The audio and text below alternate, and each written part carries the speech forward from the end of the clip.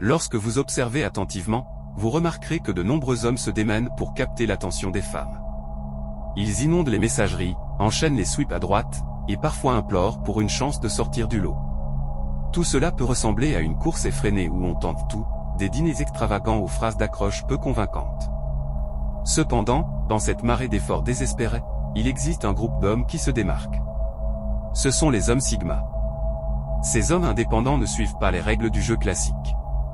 Ils n'éprouvent aucun besoin de prouver leur valeur ou d'impressionner qui que ce soit, encore moins de courir après les femmes. Pourquoi? Voici cette raison pour lesquelles les hommes Sigma ne se lancent jamais dans cette course. 1. Ils refusent d'être le second choix. Beaucoup d'hommes finissent dans la friendzone ou à attendre un message qui ne viendra jamais. Ils continuent de s'accrocher à des femmes qui les considèrent comme une option parmi d'autres. Ils pensent que plus d'efforts leur permettront de gagner des points ou d'obtenir un rendez-vous. Mais voici la vérité, si quelqu'un vous traite comme une simple option, c'est qu'il ne vous accorde pas vraiment d'importance. Les hommes Sigma, eux, refusent ce genre de traitement. Ils savent reconnaître quand ils ne sont pas la priorité, et au lieu de gaspiller leur temps et leur énergie, ils préfèrent s'entourer de personnes qui les apprécient vraiment. Pour eux, une relation doit être équilibrée, où les efforts sont réciproques et non une poursuite unilatérale. 2. Ils sont lassés par l'idée d'être obligés. La société pousse souvent les hommes à faire tous les efforts dans la séduction, en les incitant à couvrir les femmes de compliments, de cadeaux et d'attention. Cette attente devient rapidement un fardeau, et beaucoup d'hommes s'épuisent à jouer ce jeu. Les hommes Sigma, cependant, ne se conforment pas à cette dynamique illégale. Ils veulent des relations basées sur le respect mutuel et non sur une course effrénée pour impressionner l'autre. 3.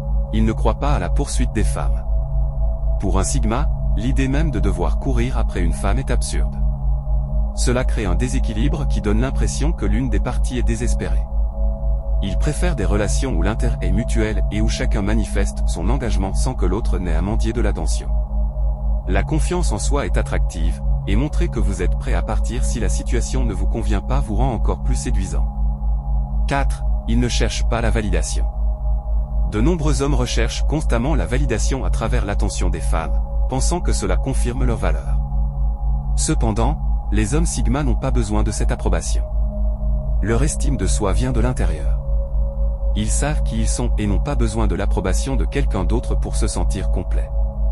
Ce détachement les rend plus authentiques et attractifs. 5. Ils sont rebutés par les personnalités superficielles. Certaines femmes projettent une image de perfection, que ce soit sur les réseaux sociaux ou en personne, jouant un rôle pour impressionner. Mais les hommes Sigma ne s'intéressent pas à ces façades. Ils recherchent des relations sincères, où les échanges sont vrais, et non des interactions superficielles dictées par des apparences ou des jeux d'ego. 6. Ils évitent les jeux d'esprit.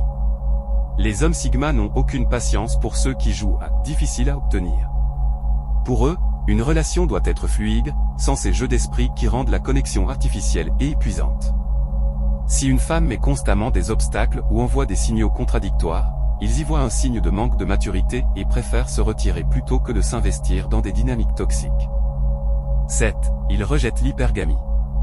L'hypergamie, qui consiste à chercher un partenaire de statut social ou financier supérieur, est une pratique qui rebute les hommes Sigma.